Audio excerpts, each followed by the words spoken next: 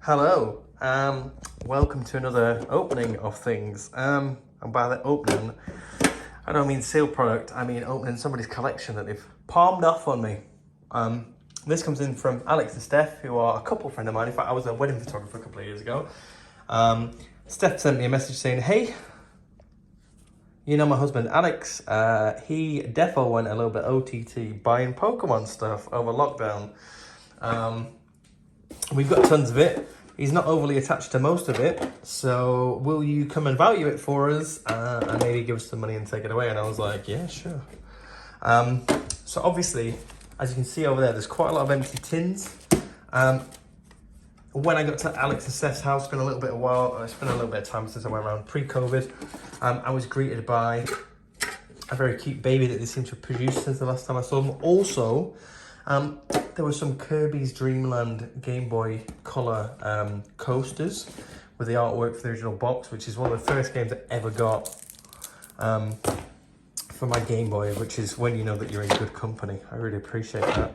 I don't even think I mentioned it to him. However, kind of gives you a testament to the kind of people that they are. So they've lumbered me with a very large collection of stuff. I see a couple of Vivid Voltage ETBs. Ironically, I don't think I've ever actually opened my own Vivid Voltage ETB because I don't have one of those sat on my shelves. Sorry, I'm just trying to debox everything. So yeah, what have we got going on? So Alex said that he stopped collecting around the time of, I think it was Evolving Skies.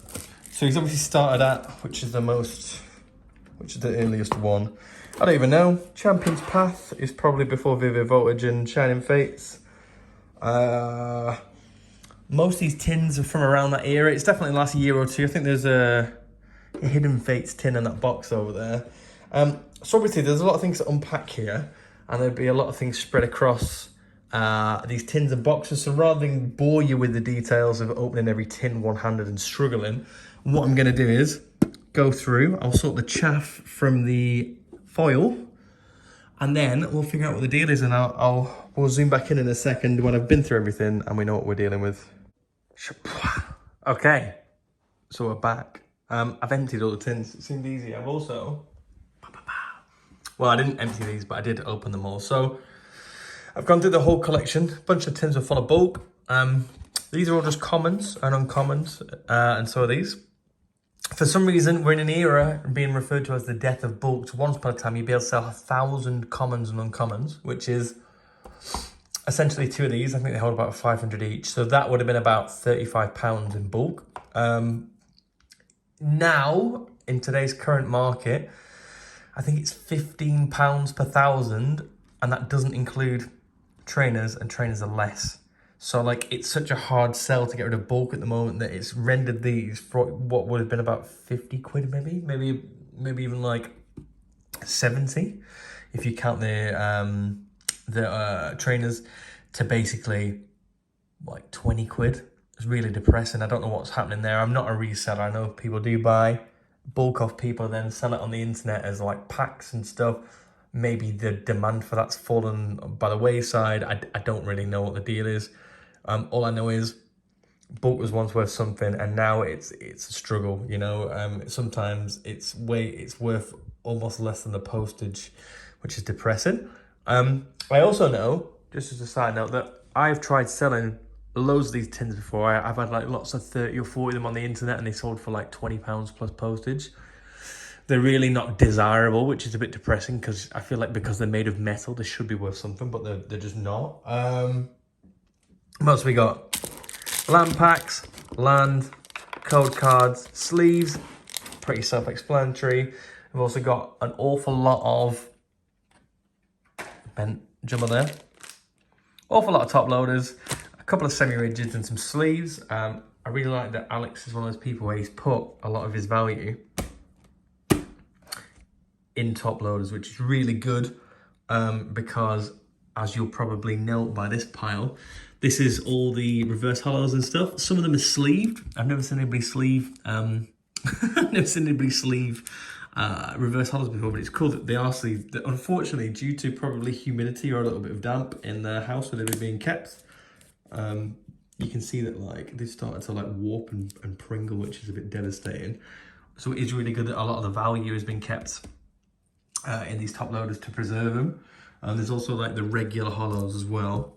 A lot of those are in sleeves, which is really cool. Unfortunately, people tend to buy regular holos in the 1,000 for about 120 quid, I think it is, which makes each one of them worth, oh, I don't know, what's that, 12p or something? They're not very expensive, which is a bit devastating. Reverse holos tend to be like split between like rares and uncommon. They have different values, and I've never really sold any of those before, so I don't really know. There is another pile, which is rares. Now, if you're unfamiliar with opening Pokemon packets, you open a Pokemon packet and you either hit something of value, or one of these, or you hit a regular rare, or you hit a regular holo. So if you add all of these, and all of these, and all of these, you can figure out how many packets Alex, whose collection this is, has opened. Bearing in mind that a packet is about £4, and I'm sorry if his wife's hearing this and, you know, because she's probably going to murder him. But there's 130 regular rares there. Now, if you times 130 by 4, which would have been the cost, that is £520 that Alex has spent to get absolutely nothing. And it's why I would always advise people not to open Pokemon packs. And I do advise people not to do that. However, I myself am really bad for opening Pokemon packs. I always do. I'm always like, I'll just have a couple of cheeky ones here and there. And it just never ends up well. You never end up getting the money back. So if you spend £2 on Pokemon cards, you're probably getting 500 quid back in rares and stuff. It's pretty depressing. But obviously there's, what's that, 1, 2, 3, 4, 5, 6, 5, that's 11, 12, 13, 14, 15, 16. You're talking like 30 odd tins there. Now 30 odd tins, they've got 4 in them. So yeah, 120 packs or something like that. And then you've got the ETBs as well, which have got 10 each of them. And then he said he'd had a couple of booster boxes. So anyway, without further ado, we'll have a look at these, which are some of the better cards. Now, unfortunately, akin to this pile here, if you look, these, for some reason, haven't been stored in top loaders the same way that the other ones have. And these have, well, they've gone the way of the Pringle, which is really depressing. Weirdly, it's like not even curved like a Magic card would. They're fully like Pringle at a weird angle. And unfortunately, most Vs are only worth £1. So it's kind of depressing because you look at these and you're like, I mean, Pichu might be worth a couple of quid, but realistically, none of these see competitive play. Anything that's like a Black Star promo, like you can see there, tends to not be worth anything as they were like free. So again, I mean, I will look through and price through all of these at some point, but I am sat on so many of these cards. In fact, can I show you just briefly? This is my personal collection of cards to sell randomly. And if you look, these are all, there's tons of them. I've got like hundreds of these and they're just so minimally valued that they're not even worth listing on the internet because, I mean, there's probably like 100 or 200 quid there or something like that. But I've got the best part of like, I don't know, 200-300 Vs and VMAXs there from my personal collection. So yeah, it's really depressing. And it's part of one of the problems with modern day Pokemon openings is that you open one of these packs, you've got a 1 in 3 chance of hitting a good card, and that good card can consist of a holo worth nothing, a regular V card worth £1, maybe £2 maximum, or you can actually hit a decent hit. But then even then, the decent hits don't tend to be worth the cost of 3 Pokemon packs. You know, if you've got a 1 in 3 chance, it's just, it's a really predatory system. And it was like, you know, if you like opening Pokemon packets, it's fun. You know, if you spent your money to get that dopamine hit of opening a booster box, then that's cool. You know, but I've wasted so much money opening Pokemon packets. I've literally just reverted to buying singles now. I just wait for a set to come out and I just buy the cards that I want. Again, these are sleeved, but really unfortunately, like Pringle, they're at least a U-shaped Pringle rather than like the other Pringle. But again, none of these are worth much. I don't actually know what their going rate on Hollow Energies are, so I'll be checking that out when I come to price this up. I think they're probably only £1 or £2. I'd hope they were worth something because they're cool, but you would think that these would be worth more than that, but who knows? A couple of McDonald's rares there, and then the big old pile. So yeah, like I say, I don't feel like, from what I've seen here, the money that's been put into it has come back. I know Alex has got some sealed product left, which is cool. He's not given me. Yeah, I don't know if we're going to work a deal out on that or what. I mean, we might even work a deal out on this. It might be that he's put a lot of money into it and doesn't want to let it go for what it's worth currently. We'll see. I don't know. So, Hidden Fates Cartel. Kyogre Secret Amazing Rares. I think these are amazing. I've ended up buying a couple of pages of these for my binder. I've been getting these at £1.50 each, the Kyogres. Jirachis were like 4 or 5. Reshiram's another £1 card. I think the Zamazenters were at like £2 or £3 last time I looked, which is devastating because they started out like £20. They've just gone down and down and down. As far as I know, VMAX cards tend to go for slightly more than your average V. So, but it all depends if they see competitive play in the formats. Otherwise, people tend to go for the rainbow copies. So, I don't necessarily know that they're worth that much. Anyway, I know there's a bunch of these that I've got in that box that I showed you that are worth £1 each, which seems so incredibly cheap. I've always questioned that about Pokemon. A break card from an era where people liked breaking things, I guess. Probably from the EX era, I guess. Or maybe it's from the GX era breaks. I can't really remember. I know that the EXs are worth a couple of pounds, but I don't think they're worth that much. Same with GXs, really. There's a very niche market for GXs. It tends to be that the alt art cards from like Unified Minds and those kind of sets where there's 2 or 3 Pokemon, and there's a Latios and a Latias card where they make like a little love heart, and it tends to be worth a bit of money, and some of the other alts. But other than that, like it's just another era of cards that weren't worth all that much, and it's a bit weird, really. I always do think Pokemon cards should be worth more than they are. Center Scorch, this is a card from Shining Fates. These are all Shining Fates minis. These are all like £1 or £2 each. Some of them, Suicune and Galarian Ponyta are more expensive, but for the most part, these tend to settle in the £1 or £2 range, which again, I think is criminally cheap. That's Hidden Fates one. Pidgeot Spirit Link. I don't know if that's any money. I'll have to check it out. I have no clue. And Lunala GX. So yeah, so I think Alex is wanting to get rid of these. I don't really know. I said that I'd take them and I'd look through them and I'd price them up. So the primary pricing is going to be in this pile and the little Pringley pile that you saw there. Charizard, I sent a bunch of these to PSA. They should be coming back soon. Although so many people PSA'd these, I doubt it'll be worth any money really. I think these were like a £5 or something. Super beautiful card. Just obviously if you open Champions Path ETBs, you were looking for the black and silver variant rather than the freebie promo. Oh, I thought Tyranitar. Oh, that's cool. The top border on that's crazy. It's so... This is the other thing about Pokemon cards. Even if you get a valuable card, if the top border and the bottom border are like rapidly different, it's not even worth grading because they're never going to get a 10. It sucks. Pokemon just feels like such an uninvestable thing in terms of like cracking packs to... and get your money back. Literally, if you open a packet of Pokemon cards, you need to be doing it for enjoyment because you will never see that money back unless you have godlike pulls. And I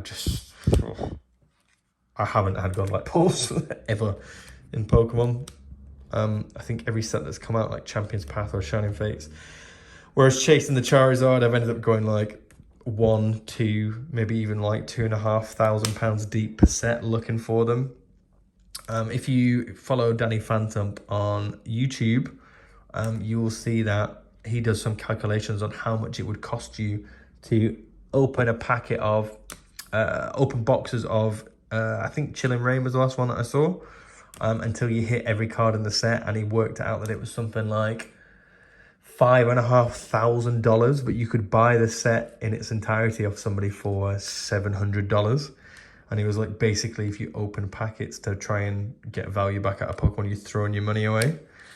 However, Houndoom, beautiful card. It's one of my favorite Pokemon from, like, I remember playing Gold back on my Game Boy Color, and I love the day that I got a Houndoom, back before I even knew shiny Pokemon existed, besides the red Gyarados, which I didn't really understand was a shiny Pokemon. Empoleon V, really beautiful art. Again, the border right to left is a little bit devastating. It's heavily weighted on the right hand side, which means it's not worth grading, which is gutting. At least the Houndoom, in fact, even the Houndoom's heavier on the right hand side than the left. So not a great print run, which is kind of the other thing about Pokemon, you know, there's just so many ways that they can screw you over.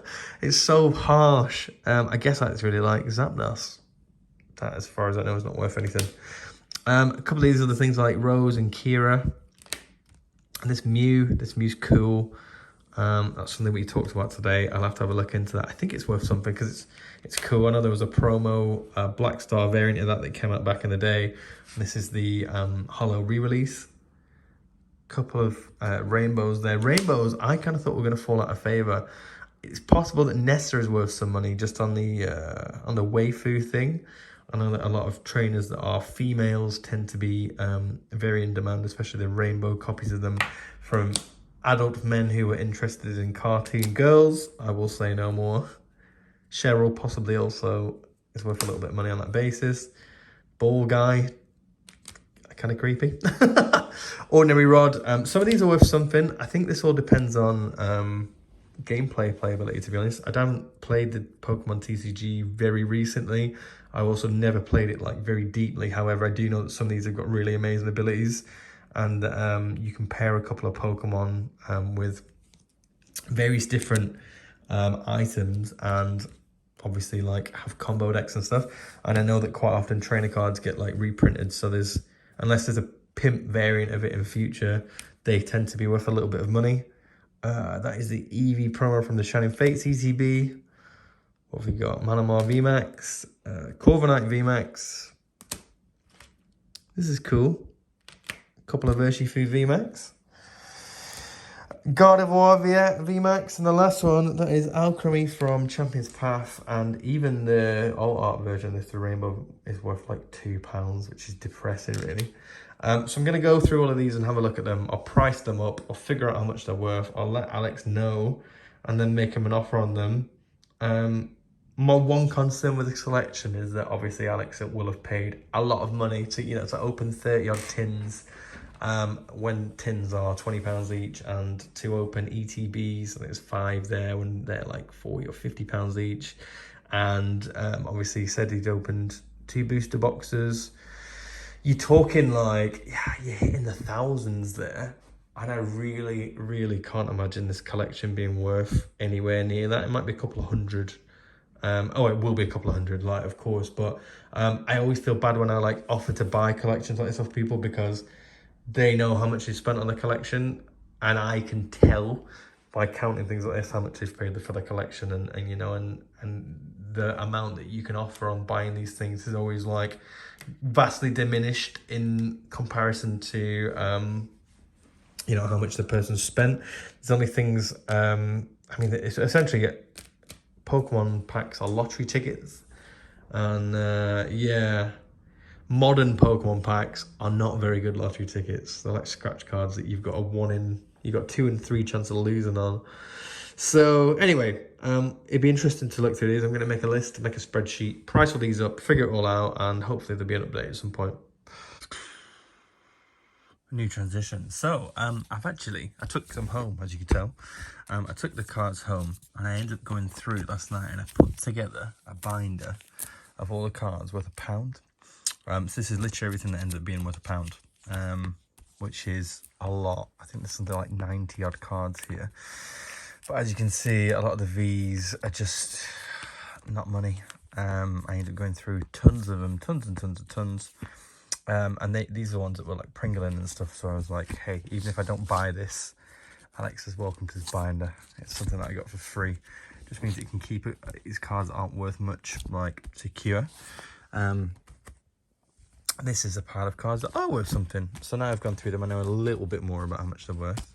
Obviously, Empoleon V and Houndoom are amongst some of the most expensive. Nessa, I did think that Waifu was going to be a thing. That's like a tenner. A lot of them are like £5. Some of them are a bit more, actually. Again, female trainers, a couple of quid. Jirachis and Zamazentas and stuff, anything that's amazing rare, if it was printed in Vivid Voltage, is worth slightly more than if it was printed in than Shining Fates. Speaking of which, there's only a couple of Shining Fates cards that are actually worth more than £1. Raboot was like I think £4, £5. Got a couple of these that are like 2, 3, which I always think is crazy because I really like Shining Fates babies. I've actually pulled my own collection out here. So I recently completed my Shining Fates collection, and my Hidden Fates collection has been completed for a while. I really like these. Obviously, it's like a labour of love to collect them all because there's just so many of them. But also, as I was mentioning about Shining Fates and Amazing Rares, they're just not worth anything. I have got wrong way. I've got so many of these that I've picked up, and obviously, as you can tell, the ones that are worth £1. I think there's a couple of pages of those actually. Yeah, so basically anything that I can pick up cheap just end up getting put in a folder. And they're going to wait until, I don't know, 10 years from now when they're not worth £1, because I think they're worth a bit more than that. But again, baby shinies. Sorry, this is just a folder of cards that I have randomly lying around. Anything from Shining Fates or Hidden Fates, it's like a baby. Just goes in this folder of mine because they're just not worth selling right now, which is pretty crazy. But I've got all the time in the world to wait to sell those. So anyway, back to these. So yeah, in the end, you know, everything's dropped. There's definitely a theme of recession and the cost of living crisis, and people prioritizing not buying cardboard on top of, you know, well, eating, living, you name it. So prices have kind of dropped across the board, really. There's definitely a lot of stuff like Champion's Path and Shining Fates has got nuked value-wise. Champion's Path was a small set, and Shining Fates was like printed, like blown out the water. So even these were selling for like £15 at one point, and they're like £4 now. Snorlax V was worth, I think it's about 10. Tyranitar V was about 6 or something. There's some surprisingly nice value. This is about £5. Couple of quid here. So all in all, the collection is worth about £300 for these. If I'm going to buy the collection, I would be offering like £250, which is actually higher than I normally offer out on these things. But to be honest with you, that would be on the basis that I think I can probably go on the internet and find a buyer to just buy all of these for £1 each. So there's not a lot of, do you know what I mean? I'm not down a lot of money. That'd just be like, I would be buying these for £1 and then selling them for £1, just to get them out of the way. And then most of these are just £2, which is why they're in this pile. Like the baby shinies are just £2. They would literally just be heading into this binder for the future. Same with the amazing rares. And then the other stuff that's actually like a couple of quid would just be getting sold as singles on the internet, just to make the money back. I think realistically, if I was going to buy this collection, or if I'm being sold the collection, obviously it's not down to me, it's down to Alex to sell. If he wants to, I would probably just buy it, try and keep the Empoleon for my collection, and then sell the rest on, and just try and make the money back. I wouldn't be trying to like make loads of money out of it. I'd probably just put that in one of my binders and then sell the rest for £250, and try and clear what I made back on it. It's a bit of a hard sell, really. There's a couple of desirable cards. Like I say, we talked about the borders being unbalanced, so nobody would buy them to grading, which is a shame, but they're definitely buying the cards. And then there's the bulk and stuff to sort through, but the bulk, like I say, struggling market at the moment, and the tins aren't really worth anything, so I'd probably still pay $2.50 for these, even if I didn't, well, I don't intend to do anything with the tins. They'll probably just be getting given to somebody, to be honest. But yeah, it's kind of nice. I know when I thumb through these, I don't often come back with a valuation at the end or what I'd pay for them and stuff, but it's been reasonably quick to sort through these, so that's that.